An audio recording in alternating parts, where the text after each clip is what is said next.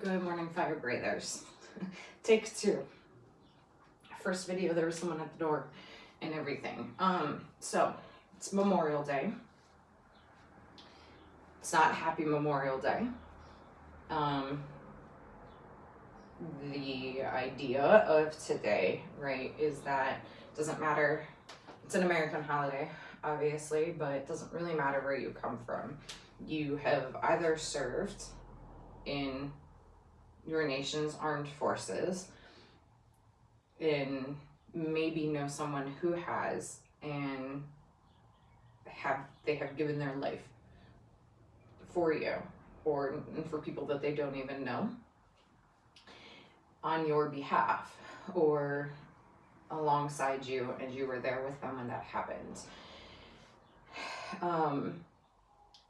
So today has a significant amount of weight. It is a very heavy day, and it's one of those things that you can call it a personal pet peeve. But if you're wishing people happy Memorial Day and thank you veterans, it's not clear to you what today is, right? It probably means that you haven't been affected by a loss of that magnitude. So if you haven't before, really talk to somebody that has lost someone, right? Ask them about that person. Why did they serve? Why did they join?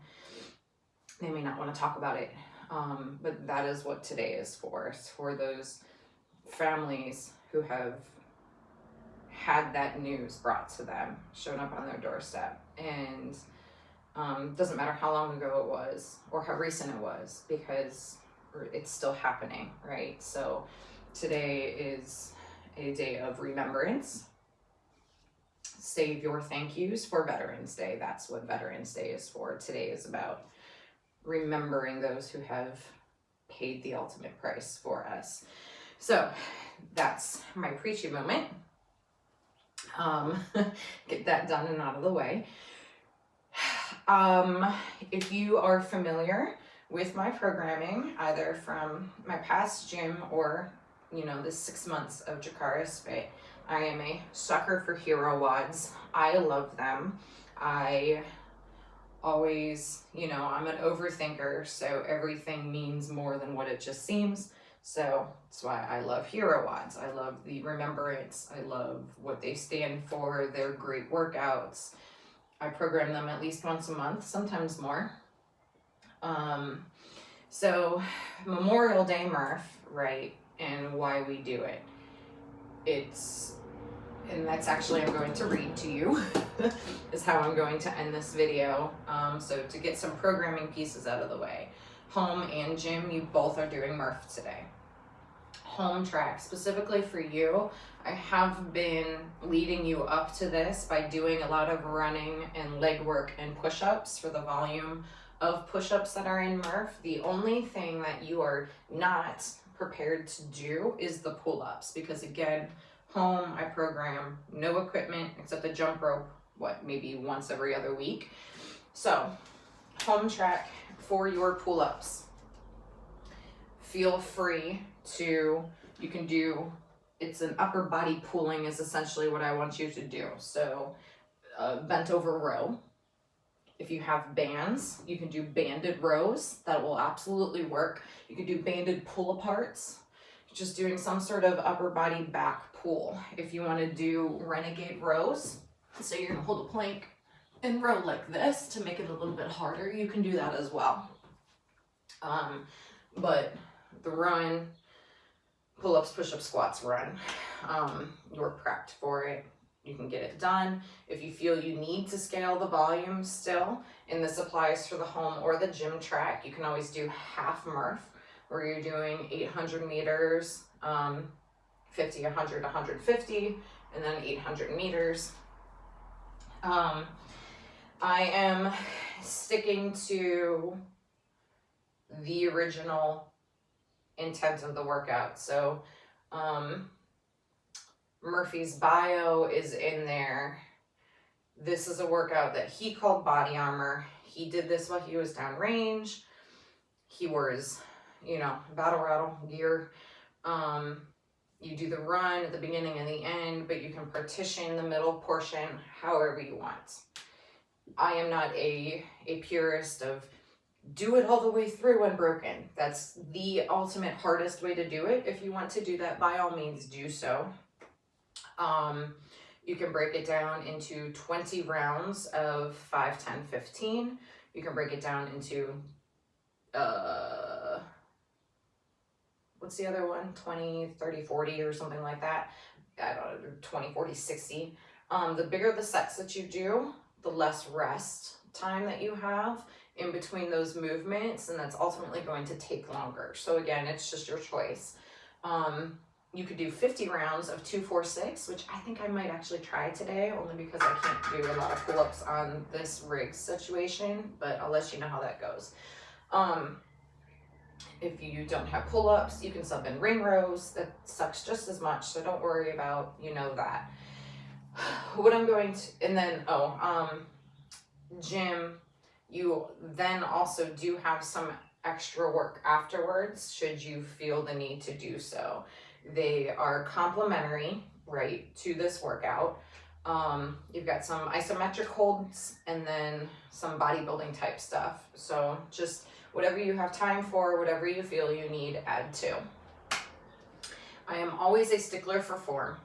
However, more than that, I am a stickler for intention, right? That's part of the idea behind what it is that I do, why I went with fire breathers and attack with fire and dragons, and regardless of the fantasy land that I pulled the wording from,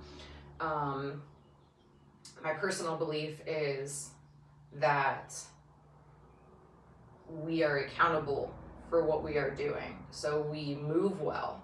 We don't shortchange our reps. We don't shortchange our movement. If we have the full capacity to squat all the way down and all the way up, I don't care about your time unless you're doing the work well. So half ranges of motion to get done faster, you cheated. What was the point? You are trying to get better, faster, stronger, fitter.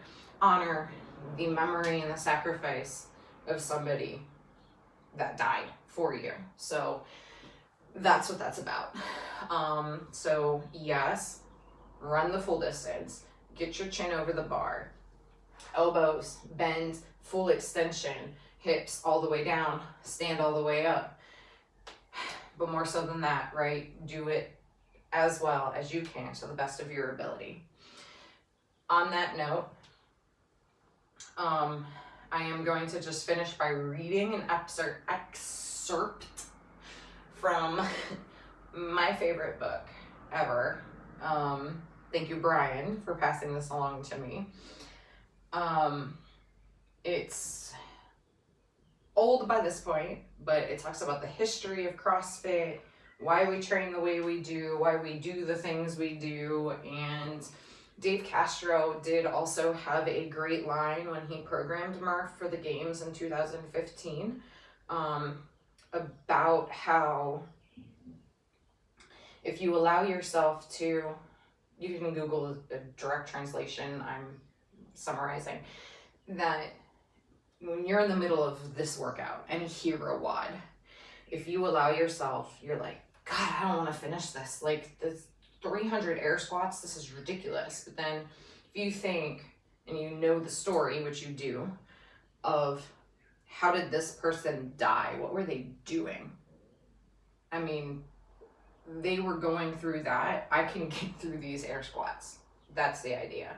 Going to honor their memory by toughing out this workout.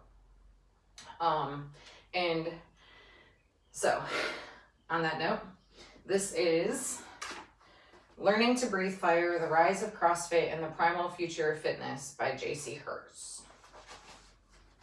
You don't need to watch me, you can just listen.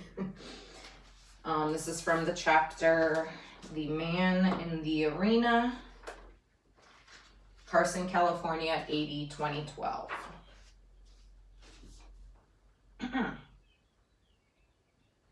It's going to be 2 pages, so this will be a while. When hunter-gatherers became farmers, they kept the ritual of blood sacrifice. They had animals, cattle, sheep, and goats at the ready. They didn't have to hunt them, but the fullness of the ritual was defeated by this very convenience. It is not only that the life of the beast must be taken in order for the hunter to survive, Sanson notes, the hunter must give his own energy in order to get. It was at this point that athletics, things like foot races, became associated with religious festivals. The animal was sacrificed, and the race, the energy of the hunt, was laid down alongside it. The energy of the hunt, the element that was missing from the sacrifice of a domestic animal, morphed and evolved into athletic ritual. It became sport, which in itself is a form of sacrifice, writes Sanson. For only if sport is a form of sacrifice can we explain its ritual associations. There's no other plausible reason to account for the fact that the Hurons played a game of lacrosse in order to influence the weather for the benefit of their crops. It is only because they engaged in ritual sacrifice that natives of the Sudan hold wrestling matches at the time of sowing and harvesting. In Homer's Iliad, the hero Achilles honors the death of his companion Patroclus with an elaborate funeral that consists of various kinds of sacrifice, hair offering, holocausts of sheep and cattle, libations of oil, honey, and wine, slaughter of horses and dogs, human sacrifice, and athletic contests. Once the ritual expenditure of energy was decoupled from the hunt, it didn't especially matter how that energy was squandered. The rules and forms could proliferate 1,000 ways to accommodate the terrain and the materials at hand. The rules and conventions could morph and become subject to contention, debate, wagering, and technical innovation. The ritual of sport, the sacrifice of a hunter's energy, persisted long after the practice of sacrificing animals gave way to less bloody, more symbolic religious traditions. Rituals have an incredible ability to persist long after we've forgotten why they emerged to begin with. When people spill salt, they throw a pinch of it over their left shoulder, a Sumerian ritual that dates back to 3300 BC. Christmas falls on the last day of the Roman Saturnalia. The date was chosen to celebrate Jesus' birthday by the 4th century Catholic Church, which promised converted pagans they could continue to celebrate their holiday and sing in the streets the way they've always done. Pagans who worshiped trees in the forest were brought into the fold with the assurance that they could bring the trees into their homes. As rituals are drained of their intensity, their roots are buried in the sediment of years, centuries, even millennia. As the human movements that are meant to expand energy become easier, more comfortable, less intense, a leisurely tour through the Nautilus circuit, watching TV on the elliptical, sport becomes exercise. Without intensity, it's not a ritual. It's just a grind. Ritual becomes habit. The memory and the meaning are lost. But the roots of the ritual are still alive. And when the habits, for some reason, are re-endowed with intensity, they become rituals again. Because the root of the ritual, sport as sacrifice, is still alive inside us, it feels like a memory of something. It is a new shoot from an old root that makes a hero wod come alive. It's why in a CrossFit box, you can be outrun or outlifted. There's no way to feel defeated unless you slack off. The visceral sense of sacrifice, of giving all of one's energy up, underlies every wad. Detonating all the fireworks means there will be more and bigger fireworks next time. Giving everything you have vanishes regret. Sacrifice demands purity and isn't worth as much without it. CrossFitters give up their energy so that they and their families and their communities can have it again in the future. They do this not because they've signed a contract or paid a fee or out of guilt or obligation.